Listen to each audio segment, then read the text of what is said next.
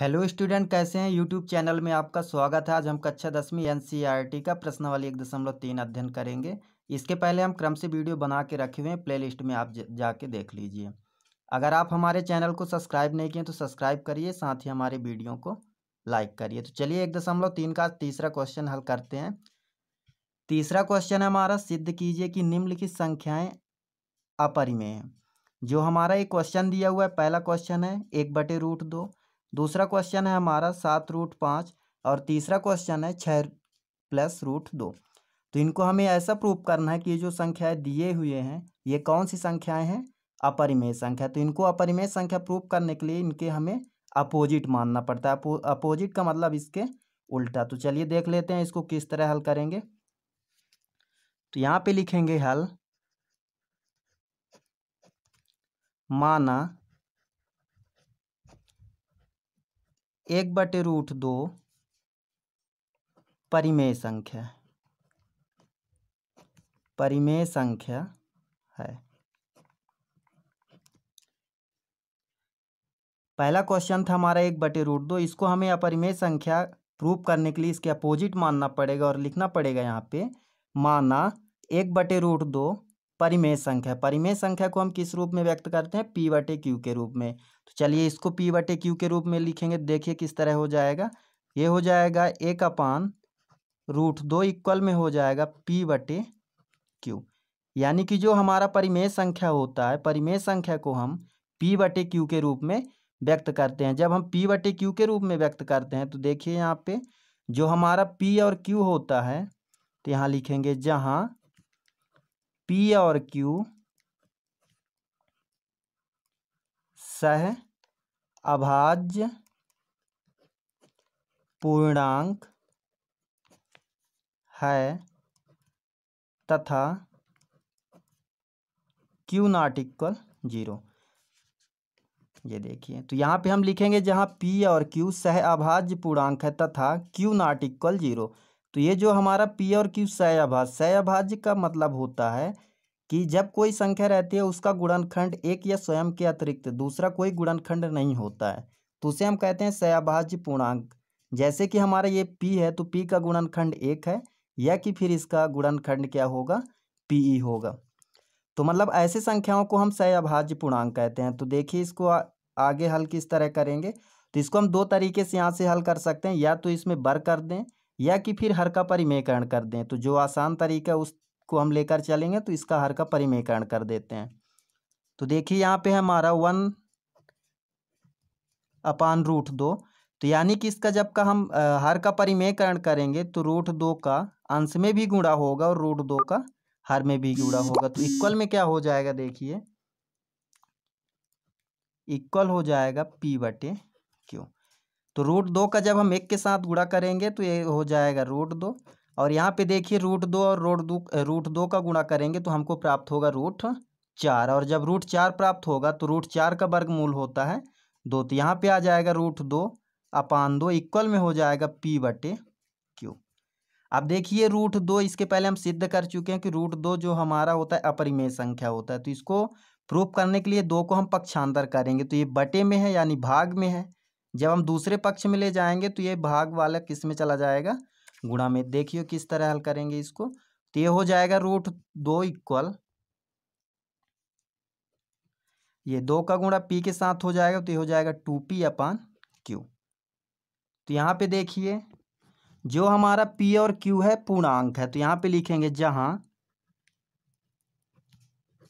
P और Q पूर्णांक है,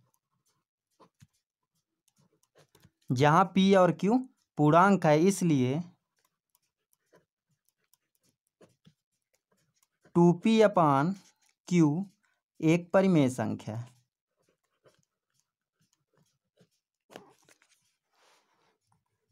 एक परिमेय संख्या है।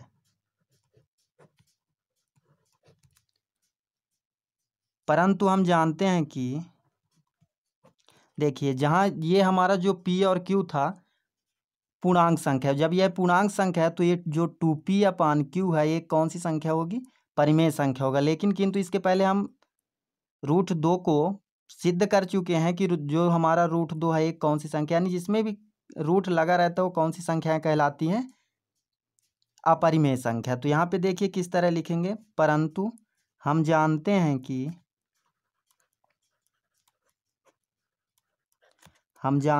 कि रूट 2 एक अपरिमेय संख्या है,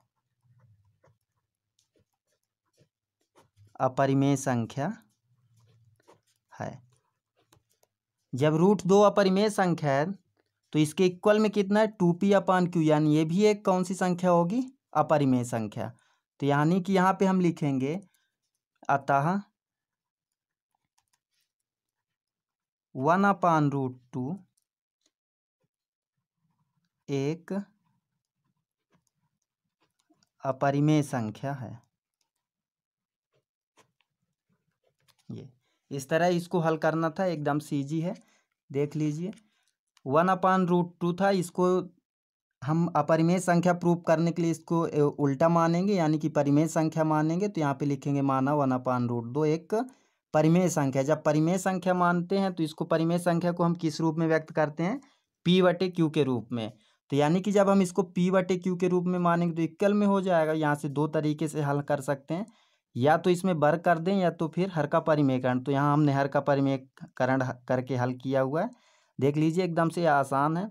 इसी तरह हम सेकंड क्वेश्चन भी हल करते हैं। सेकंड क्वेश्चन हमारा 7√5, सेकंड क्वेश्चन है हमारा 7√5। तो इसको भी इसके अपोजिट मानकर चलेंगे कि यानी यह जो दिया हुआ संख्या एक परिमेय संख्या। तो यहाँ पे लिखेंगे माना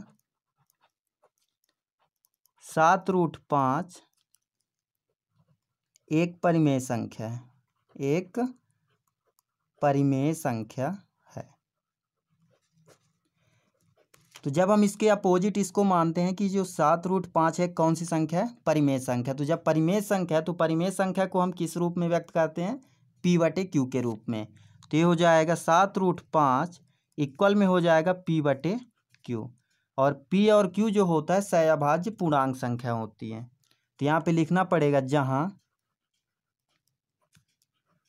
p और q सह अभाज्य पूर्णांक संख्या है।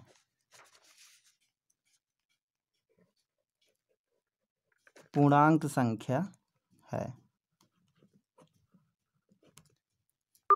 तथा Q ≠ 0, ये इतना लिखना पड़ेगा।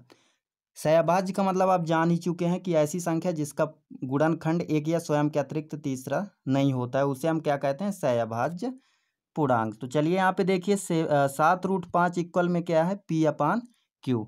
तो यानी कि जो हमारा p/q है और इक्वल में क्या है इधर 7√5। तो इसके पहले हम प्रूव कर चुके हैं कि जो हमारा √5 है एक कौन सी संख्या है, अपरिमेय संख्या है ना। तो इसको यहाँ से 7 को पक्षांतर करते हैं, देखिए किस तरह हो जाएगा।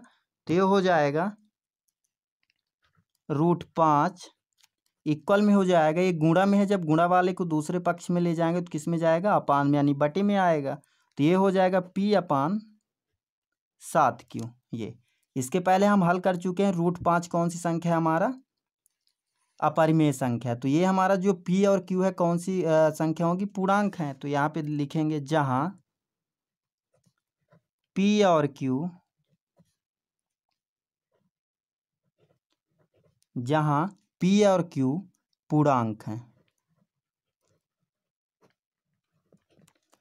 इसलिए, और जब ये पूर्णांक है तो यहाँ पे क्या हो जाएगा, p/7q एक परिमेय संख्या है, परिमेय संख्या है। परंतु इसके पहले हम हल कर चुके हैं कि जो हमारा √5 है कौन सी संख्या है, अपरिमेय संख्या। तो यहाँ पे लिखेंगे हम जानते हैं कि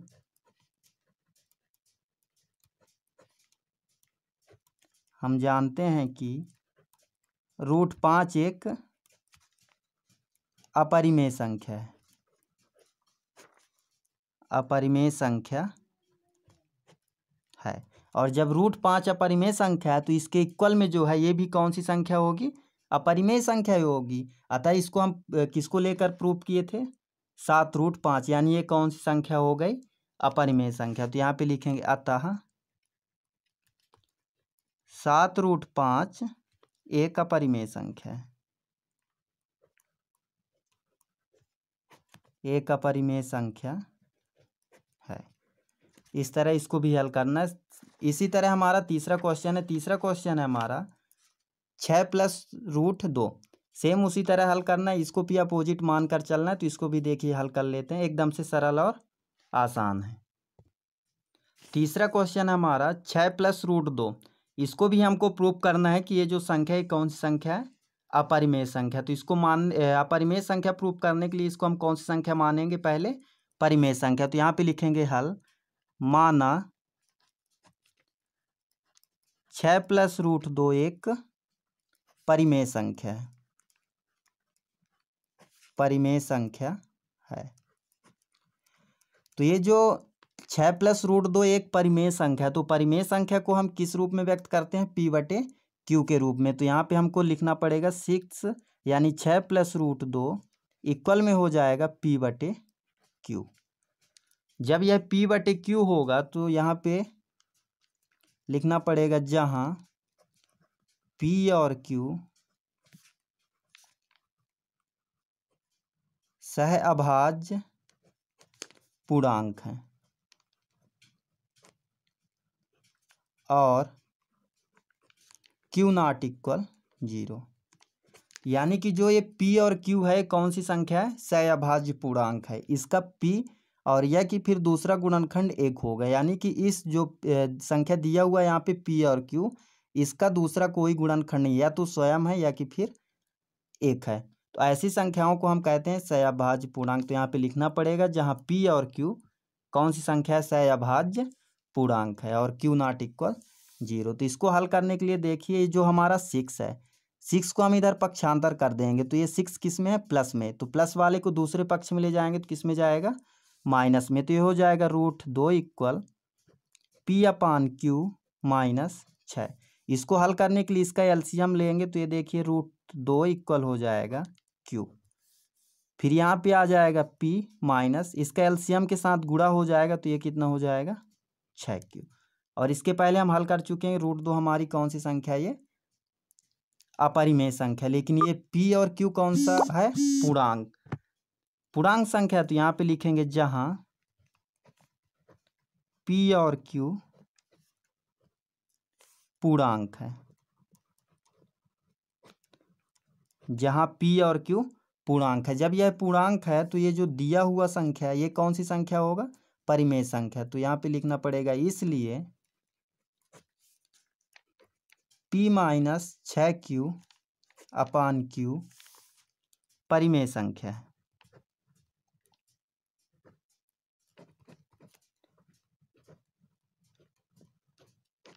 परिमेय संख्या है।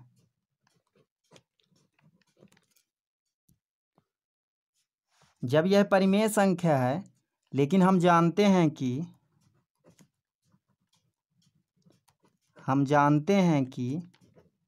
√2 कौन सी संख्या है? अपरिमेय संख्या। तो यहाँ पे लिखेंगे हम जानते हैं कि √2 एक अपरिमेय संख्या है, एक अपरिमेय संख्या है। तो जब √2 अपरिमेय संख्या है तो यानी कि जो हमारा दिया हुआ क्वेश्चन था 6+√2 ये भी कौन सी संख्या होगी? अपरिमेय संख्या। तो यहाँ पे लिखना पड़ेगा अतः 6+√2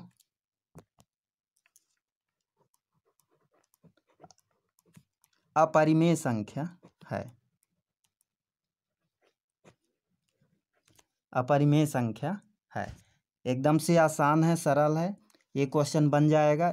नेक्स्ट वीडियो में अगला प्रश्नावली देखिए। साथ ही हमारे साथ जुड़े रहने के लिए हमारे चैनल को सब्सक्राइब करिए एवं वीडियो को लाइक करिए।